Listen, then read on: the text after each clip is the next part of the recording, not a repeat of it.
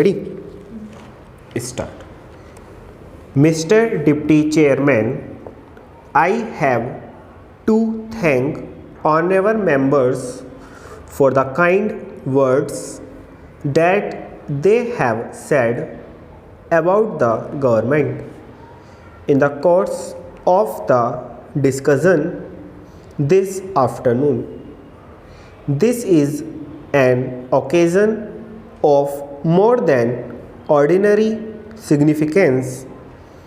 The political history of India had many vicissitudes, and this particular day will be remembered as placing another milestone in our progress towards an ideal state. There have naturally been many storms, and we have had to pass through considerable stress and strain. Yet it is a great pleasure to me to tender my felicitations to the honorable members of the House.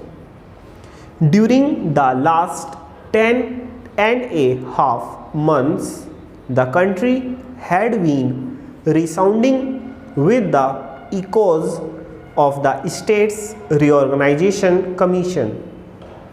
The proposals made by it, the various claims put forward by individual groups and government, and the comments and criticism made by innumerable persons from the press, from the public platforms, from the floor of the legislatures, and ultimately from the floor of the two houses of parliament itself.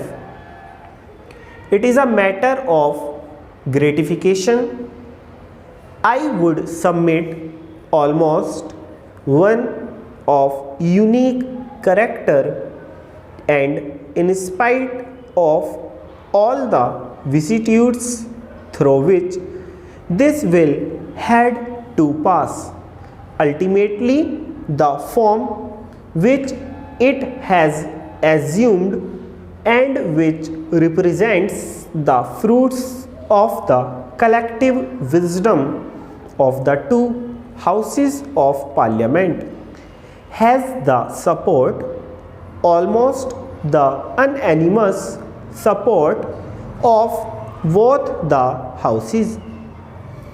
I would like the honorable members just to place before themselves the picture of the new map of India. So far we had a large number of states. Perhaps there were 20 states besides some other territories, but now we will have only 14 states and 4 territories besides the Andamans and the Nicobars and the Lakshadweeps. The citizens of this country will be living in the states, and only less than 2% or just near about 1% will be living in the centrally administered areas.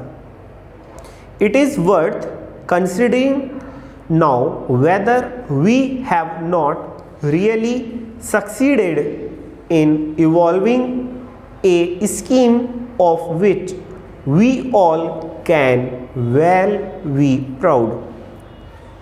If honorable members will consider the case of each individual state, they will find that almost unanimity had been reached except in the case of Ahmedabad in Gujarat. If you take one state after another, you will find that almost all people in the country have now accepted the scheme that is contained in this bill. If you take the various states, you will see that Tamil Nadu, Andhra, Kerala, Punjab, Rajasthan and other states have virtually accepted the scheme contained in this bill. It is unfortunate that there has been some amount of difference in Ahmedabad in regard to the bilingual state of Bombay, which was introduced in this bill with the unanimous support of the members of the Lok Sabha, and I hope with the backing of most of the members of the Rajya Sabha, if not of all of them. I do not want on this occasion to enter into petty controversies. This is too big an occasion to admit of any stop.